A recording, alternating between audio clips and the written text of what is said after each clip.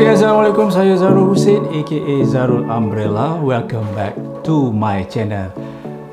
Okay, kali ni saya nak cerita pasal kenapa during take off and landing cabin crew selalu datang untuk suruh korang tegakkan kerusi, matikan handphone kalau ada main handphone, atau matikan barang-barang elektronik, barang-barang yang loose item masuk dalam seat pocket, beg-beg besar dekat kaki tu masuk balik kat dalam kompartmen, buka tingkap kalau malam malapkan lampu. Kenapa? Kadang-kadang some people dia rasa benda tu irritating. Masalah nak landing je nak kena tegakkan kerusi, pakai seat belt, everything macam leceh kan. Tapi nak bagi tahu korang sebenarnya benda-benda tu adalah penting, sebab during take off and landing adalah satu tempoh masa yang crucial dalam setiap kali penerbangan. Sebab apa? Landing dan take off ni banyaknya kapal terbang yang crash. Seperti yang terjadi dekat MH684. Nanti saya cerita pasal MH684 tu. Okey, kita relate dengan apa yang saya nak bincangkan hari ni, iaitu kenapa cabin crew suruh korang buat macam-macam, nak take off, nak landing, macam-macam dia suruh buat, tegakkan kerusi and everything macam saya cakap tadi tu kan. Okey, yang pertama kenapa? Sebab bila terjadinya kemalangan, okey, itu na'udzubillah, bila terjadinya kemalangan, misal kata kita skidded ke dekat runway ke tergelincir, ataupun masa nak landing sebelum sampai runway kita dah terbabas, na'udzubillah, okey kan? Benda-benda tu bila terjadinya, cabin crew kena keluarkan semua penumpang-penumpang tu dalam masa 90 saat sahaja. So, bila kita nak cepat, benda-benda yang menghalang kita untuk keluar daripada kapal terbang itu kita kena elakkan. Kita kena kasih clear. That's why kalau korang berada di tempat kawasan berhampiran dengan pintu ataupun kawasan pintu kecemasan, diorang nak take off landing je, cabin crew suruh clearkan semua itu. Bila mana kecemasan berlaku, kemalangan, misal kata dah crash gedubang, cabin crew evacuate, dapat announcement daripada captain tu, so cabin crew kena buka pintu. Kalau tak boleh buka, pergi buka pintu yang lain dan evacuate, keluarkan semua penumpang-penumpang dalam masa 90 saat je. Crucial ni, 90 saat. Kenapa 90 saat? Sebab lepas 90 saat itu kemungkinan besar kapal akan meletup ataupun kapal akan terbakar. Okay, kalau yang tu jatuh berhubung terbakar tu kita tak nak cakap apalah. Tapi selalunya 90 saat baru minyak bercampur dengan haba ke everything akan menyebabkan kebakaran lah dalam masa 90 saat itu. So, bila kita tak tegakkan kerusi, bila kau dekat area tingkap kan, dekat window seat, bila yang tengah punya seat ni tak tegakkan kerusi, dia akan menghalang sedikit lah. So, melambatkan proses evakuasi itu, evacuation.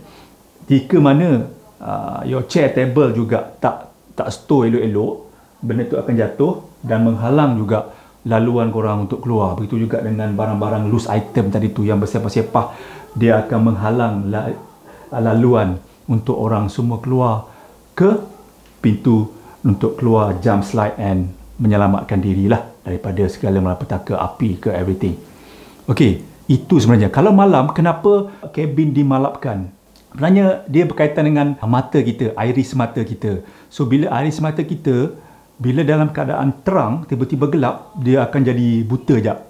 Betul tak? Kalau kau basah tiba-tiba terang, tiba-tiba kau berada dalam kawasan yang gelap, kita akan meraba-raba. Tapi kecuali kalau kita dalam keadaan malap, tiba-tiba keadaan jadi gelap, mata kita boleh adjust lagi. So nampak sama-sama.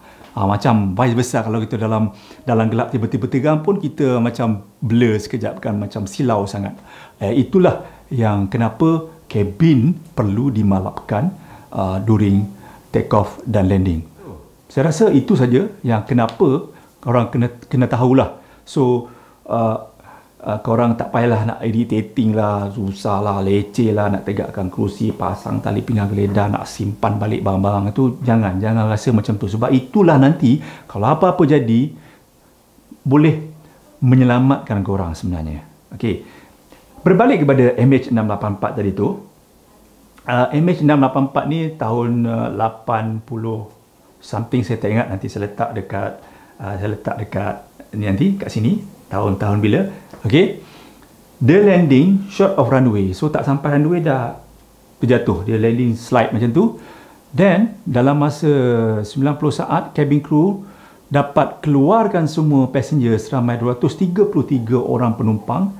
Semua selamat. Cuma 5 orang je masuk hospital, tapi itu pun kecederaan ringan saja.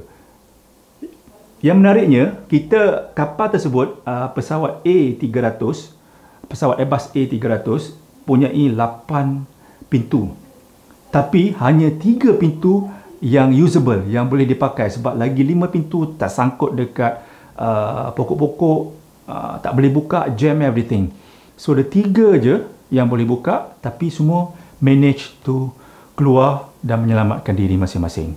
Alhamdulillah. Itulah orang kata tabik kepada cabin crew yang berada di MH84 yang kemalangan dekat Subang, dekat kampung Subang lah masa tu. So dapat selamatkan. Sebab benda-benda ni lah mungkin dia dah clear everything semua.